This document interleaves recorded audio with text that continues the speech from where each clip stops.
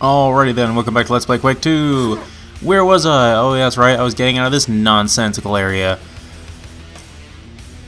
The randomness is not quite at its end though, because there's another completely random thing over here, random spinning gear out here. Did I just say random way too many times in the last 5 seconds? Probably. So there's some enemies out here, mainly just that Icarus, and then there's some gunners, I believe, on the other side of it, which are mainly the only real threat. But we have the railguns, so we don't have to really get up in their business to deal with them. There's an armor down there, I think is what that is, and I kind of want it. But I don't think I want to jump down there and try to figure out my way back up at the moment, so I want to collect all these cells and armor shards first. And the gear randomly stops for some reason as this other Icarus flies up. And he explodes nonetheless. Okay, I'm going for that thing. Oh, it's another power armor, even though we can't get rid of the one we have, so really there's no reason in having a second one. There's really no, I mean, aside from the fact that you may not have gotten the first one, it's like having multiple copies of the same weapon, essentially. You can't drop it, so why would you need to pick up another one? It's just, it doesn't really make much sense aside from the fact that there's multiple opportunities to pick it up if you missed it. You don't really gain anything from picking up the other one, though.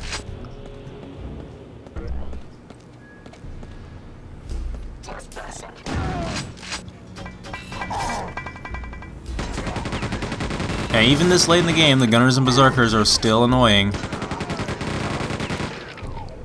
But I don't really have to reserve the chain gun as far as a sort of a power weapon. I can just sort of use it willy-nilly, because we have better things now, and I have the ammo to spare. So let's see, this is the way out. Pretty sure when I step on this button, that'll raise the bridge, but it'll also release the mini-boss from the space level place, the space station level, which is that like the third time we've had to fight this guy now? And oh, well, never mind. He first appeared in the big gun level, and then in the space station level, and then now. So yeah, they're really laying it on thick in these late levels here. So I'm not sure if I really want to kill this guy or if I just want to run past him. Because I mean, I have the firepower to do it, it's just I don't want to waste my time. Yeah, just say screw it. And just avoid this guy, because we're not required to fight him. It's sort of like in the original Doom, a lot of the encounters with the Cyber Demon, where you weren't really required to kill him the majority of those times. And I'm actually curious if some of these enemy groups vary depending on the difficulty of the game, because that's the way it was in Doom. Is some of those Cyber Demon appearances were variable depending on the difficulty. So we just shut down that hangar right there, which I'm assuming is part of our objective. I really don't see how that helps us to shut down the black hole generator, but we'll worry about that in a minute. You know, I'll get another brains to deal with. And we're going to use the obligatory method of using the grenade launcher on him. I want to just speed that up just so you can see how long and monotonous it is to kill those guys with the grenade launcher. But I will. Oh, and I inadvertently created a path to a secret by using that grenade, because it blew up the wall behind him. Inside is a red armor, so that's pretty nice, considering we have hardly any armor as it is, as usual. That brings us up to over 100, which is nice. So we should be nearly indestructible for a little while. Especially because I might just go ahead and use the power armor again pretty soon. Power armor's for pussies, says the guy with the game that got pathetically poor reviews.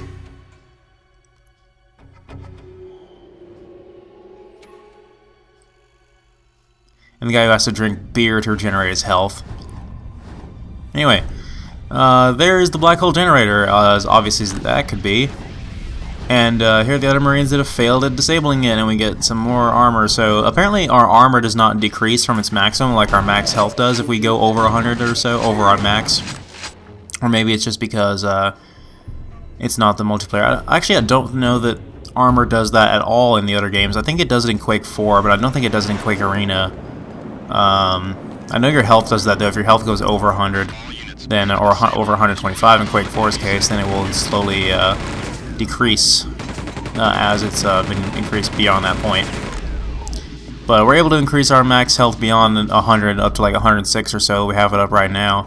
I actually have it as 114 right now, but I don't know what I'm talking about. There might be very clear ways of getting your health up that high without it gradually decreasing, but that, like I said, that might just be a campaign-only thing. It might not be like that in multiplayer. But anyway, this area is going to feature a very tough encounter with that I want to take very slowly because there's multiple tanks in here as well as some other enemies in there.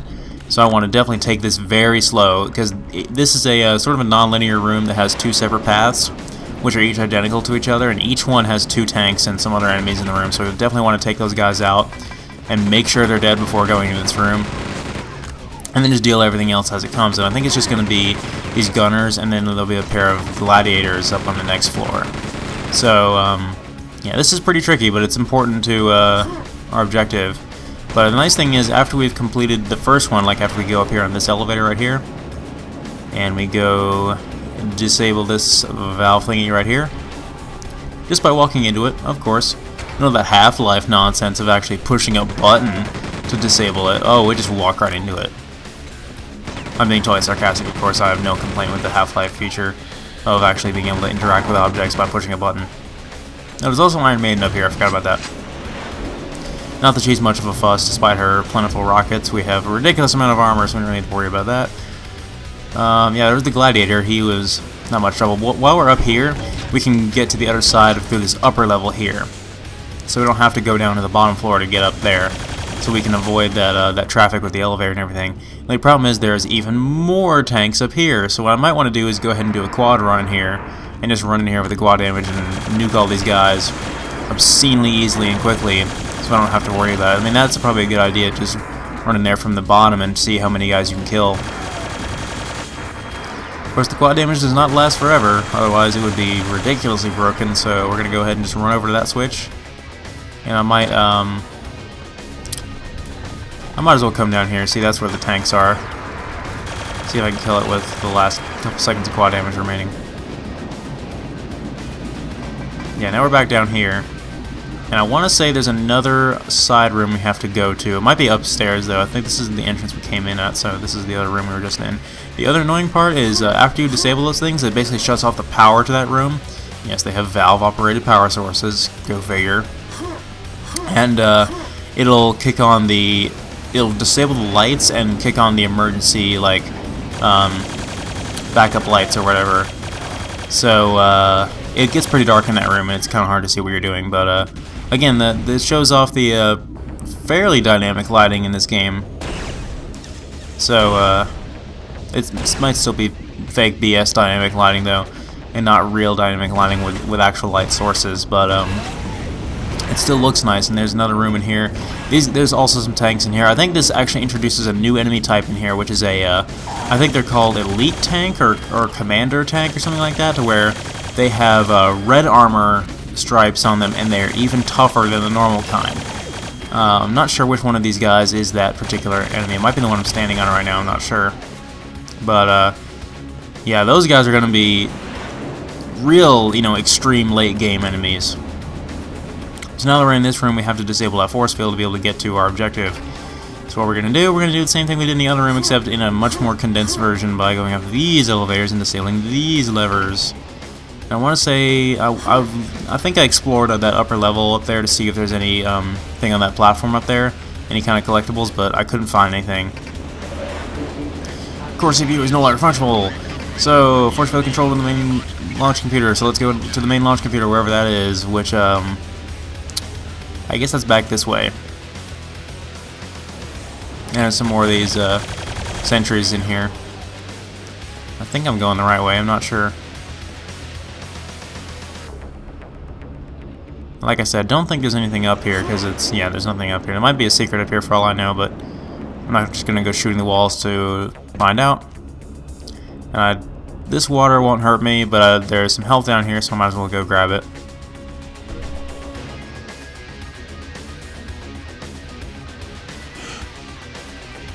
If I could get out of here. There we go. Come on. There we go.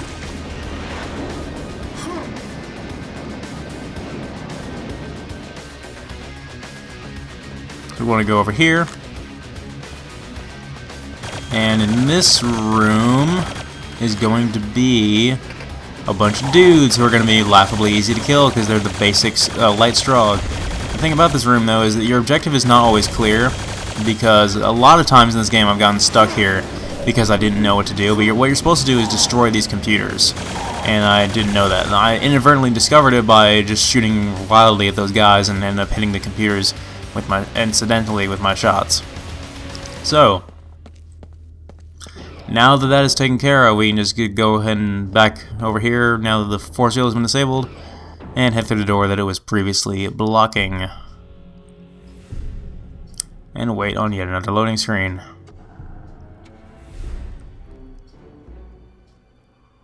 So I want to say the black hole generator is disabled, but I think we want to actually destroy the entire thing, I guess.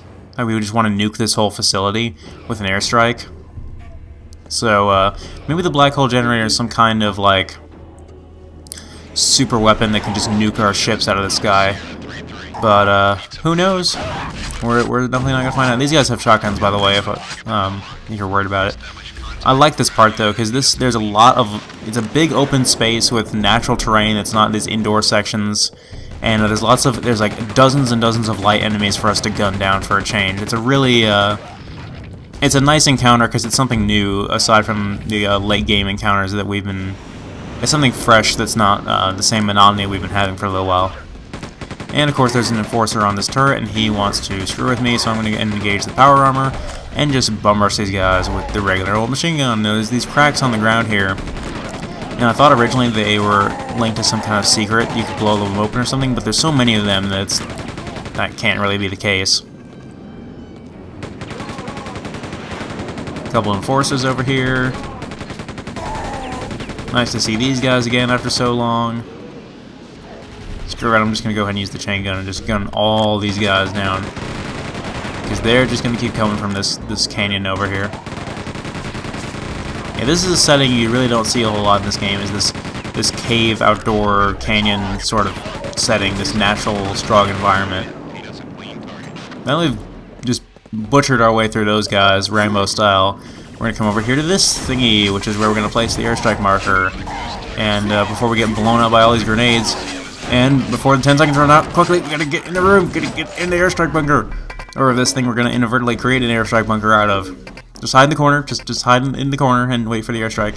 Get the silencer, just sit and wait. Okay. I think they're finally bombing the crap out of the place.